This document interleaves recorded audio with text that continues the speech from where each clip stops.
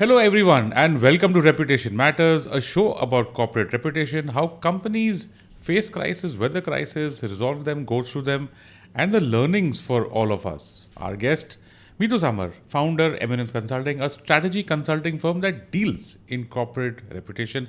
Mitu, welcome to the show. Thank you, Anupam. And today we are talking about a very hot topic, technology. Technology led crisis that hit companies and how they come out of it. I'm sure that you would have heard of quite a few companies that go through this where some technology issue affects their working, probably hits their product, and also affects their reputation in a certain way. Mitu, we're going to do two case studies today. Let's start with the first one. First, let's introduce the two case studies that we're doing. I believe one is in the banking sector and the other is in an automobile sector. Both are quite interesting. So, like you rightly pointed out, that technology today is the driver of all businesses.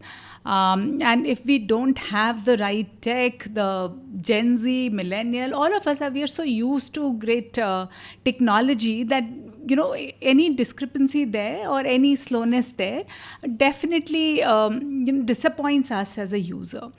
And when I'm referring to technology, it's not just about the information technology, but engineering technology in general, right? So robotics, AI, ML, or even IIoT, the industrial IoT aspect as well.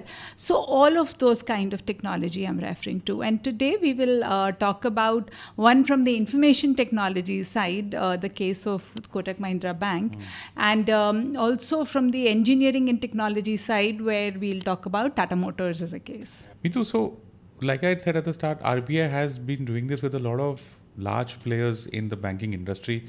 Kotak was one which was more recent, but there were other players also who have been hauled up by the RBI for certain shortfalls. Which were they? So, Kotak was the latest one, like you pointed out, in April 2024. RBI observed that they have these periodic IT evaluations, and there they found that for 2 consecutive years, Kotak Mahindra Bank wasn't, adhering to some of the observations that the regulator had brought out. There were customer complaints also, which kind of triggered this whole conversation even more actively. And like you just now pointed out, that it was not just Kotak. Similar instances have happened with HDFC Bank also way back in 2020. But more importantly, while it might just appear as an episode, it does have implications, because when RBI makes certain observations, it also comes up with certain, steps to be followed. And in this case, RBI mentioned that they cannot do any online or mobile banking onboarding of new customers, nor can they issue fresh credit cards. So such development actually has a business implication. And we did see in case of HDFC, there was a fall in market share when this phase was going on, and it took them almost about 2 years to, get back to with all the approvals and back in action. So yeah, there could be something. So here's the crisis. The RBI has given enough warnings. For some reason, those warnings didn't have the desired effect. The RBI then takes action, and now the banks have to sit down and address each and every of the points that the RBI has raised. Like you said, it could take anywhere between 1 year, 2 years for Kotak. This has just started. How did the companies respond? And since we are talking about Kotak Mahindra Bank, what was Kotak's response right now in this? So, of course, Kotak was very swift in responding. So it has actually, they had their annual result press conference also recently that was planned out. So in that, they clearly made announcements in terms of what are they going to do about this development, and how they're investing more in IT infrastructure, how they are also going to be employing more tech experts in their system. Plus, there will be an external audit of IT systems that would happen, and again, some experts will guide them in the direction to take. So there are very swift actions that they are taking. One important aspect also to observe, Anupam, is that it's not that they are sitting idle about it. Okay, in the last 2-3 years, their IT investments have actually, the technology investments, so to say, have actually gone up. So it was, if as I recall, in FY22, it was somewhere about about 800 crores, which has now moved up to some 1600 odd crores in the FY24. And recently, again, they were mentioning that there will be another 1700 crores that they would be investing in this space. So certainly there are investments happening, there are roles that are opening up. Plus, like I said, there are external experts that are being invited, and audits happening. So action is definitely, from the business front, action is happening. What I liked about Kotak was a few things that always stood out to me in cases like this. The top leader comes out and faces the questions. Although, like you've mentioned, they did not do a press conference, as in they didn't make this a Q&A session. Yeah. They issued a press release. This coincided with their annual results, quarterly and annual, fourth quarter and annual results. So obviously they were going to have a board meeting and press results and filing to the stock exchange. And there, this was addressed head on. If I remember this correctly, what stood out to me was clarity, and then accepting that yes, this has happened.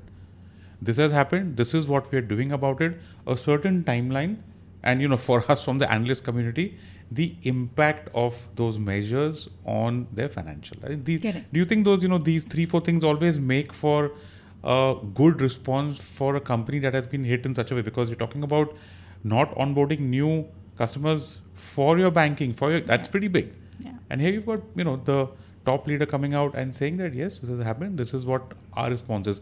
What do you think about the response? Response, I would say, was, again, the seasoned player. Response was very meticulous. So, they did not go about issuing media statements, justifying their stance, none of that. They dealt with it very maturely.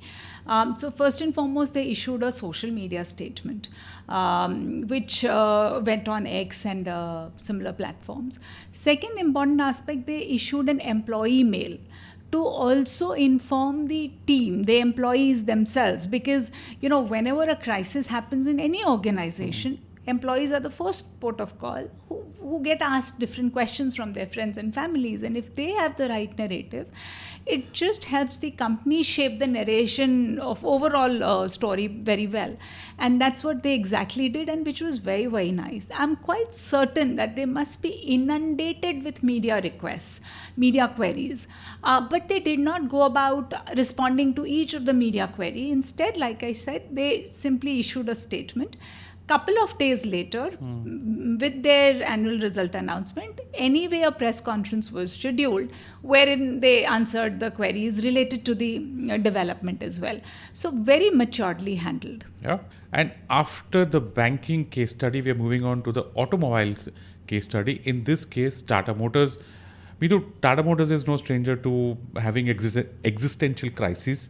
I remember in the 1990s, you had Indica, how it came with a lot of pomp and fanfare, and then it just faced so much of competition. The first version didn't do well, and they came back with a lot of pride with Indica V2.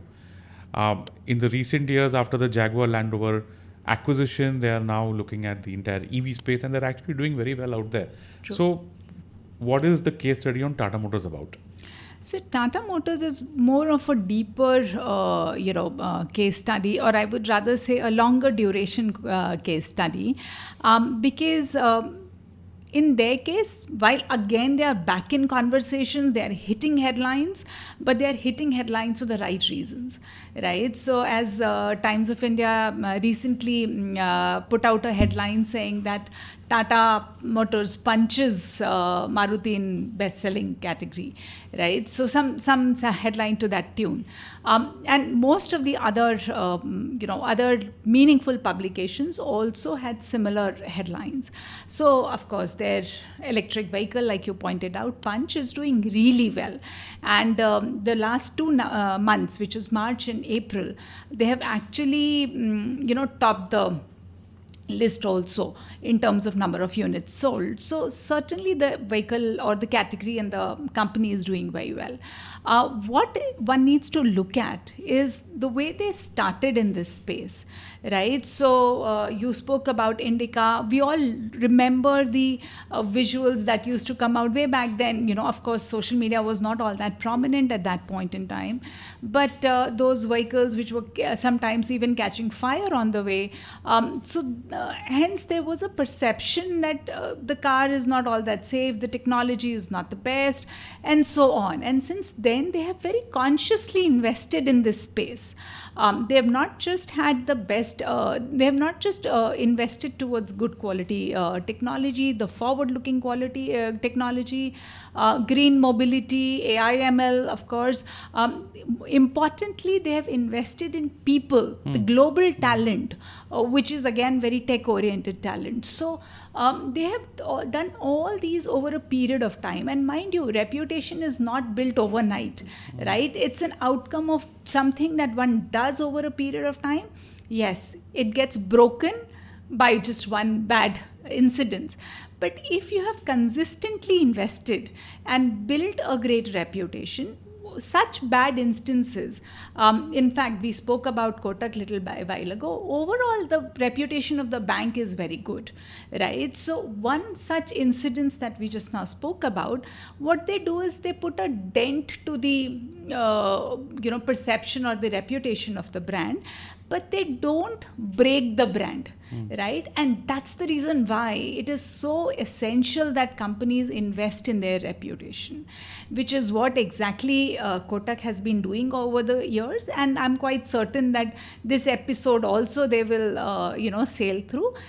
What Tata Motors has done, and currently they are really enjoying that space, is showing similar fruit. So they, in fact, 10 years ago, their market share had come down to something like 4-5%, which is now again gone up to 14-15%. Me too. It's interesting for Tata Motors because they've clearly been through two ups and downs. One was during Indica V1, which gave way to Indica V2, where the first version did not do well. They went to the second version, which did really well.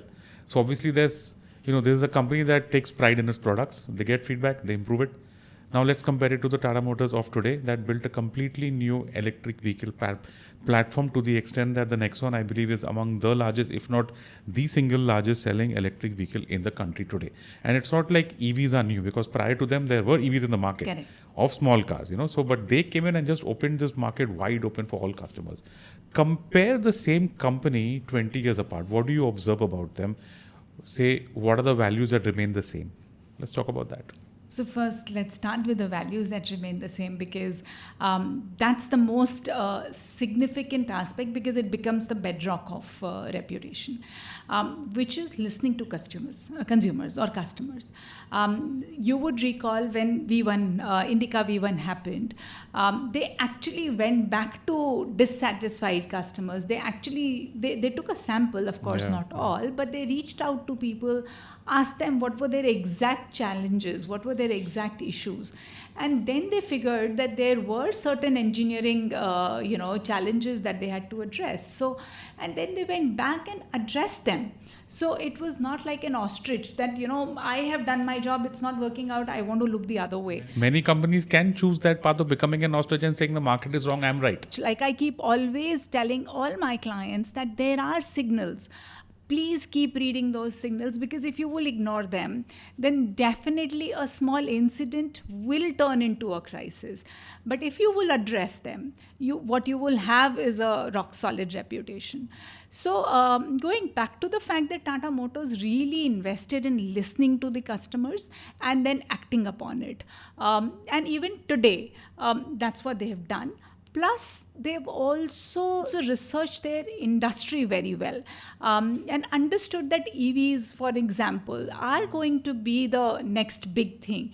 And they've really, in this case, ahead of the market and identified it. And it helps that they have everything from apps to social media presence to even an entire car in the IPL. Right now, it's the Tata IPL. It just helps that they've put all their weight behind a very large franchise, which is very visible for customers to see, and there's a car out there. You think that has also helped, because back then there was no IPL and there was no car to put in the stadium? What do you think? Absolutely. See, as they say, out of sight is out of mind, and when you're literally on the face, recall value goes up. And very important aspect of reputation, again, I would want to touch upon, Anupam, is that a person who's not known or a company who's not known, that can't have any reputation, right? You have to be known to have a reputation. So before reputation, an important aspect comes, which is recall. So an organization or a particular product needs to have a great recall. Once it is known, then only it'll carry any kind of a perception, any kind of imagery around it. And when you do some very on your face marketing, like sponsoring an IPL, there is no way you can be ignored. Yeah. And all that definitely invests in your brand. Okay, Meetu, let's wrap this episode with key learnings from both these case studies, okay? And I just realized that a bank and a car are as basic products as it can get. A bank is literally the very first financial product that starts us on our financial journey. A car, of course, starts on our mobile journey whenever we can afford one. True. And both of these are fairly large brands. Both invest a lot in technology. Both have seen the ups and downs. And both these episodes, both these case studies have a lot of learnings for our listeners. What do you think? So look at it in a framework manner, which in this particular case, the framework I would recommend would that be of RACE, RACE. So organizations really need to research a lot in terms of what's happening in their industry, where the market is moving, where the consumer is moving. Say in case of Kotak, they need to understand that consumers have become very tech savvy and you have to move up with the speed. Not that they have ignored it, but it's just that they need to possibly understand it slightly more deeply. So research on what's happening in your industry, which possibly, again, we spoke about Tata Motors doing it well, then act on it, right? Which is the A part of it, right? So you've researched it, act on it quickly, get your team together, get your investments right, get your approvals in place, so on and so forth. Then once you've acted on it, communicate regularly, because everybody is so busy in their own world, they don't know that you have such brilliant technology or you have such state-of-art infrastructure.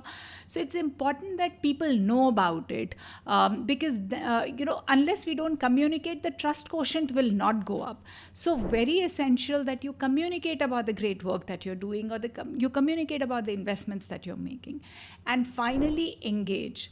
Listen to people, see their response to your so to say action, and then communication thereafter. And if there is a discrepancy, go back to your research point, and if not, enjoy the fruits of having a great reputation. So remember the RACE framework: research, act, communicate, and engage. So folks, there you go. Research, act, communicate, and engage, a framework for companies to manage their reputation. And that is a wrap on this episode of Reputation Matters. I'm your host, Anupam Gupta. Our guest, Meetu Samar. Meetu, thank you so much for sharing these insights with our listeners. Thank you.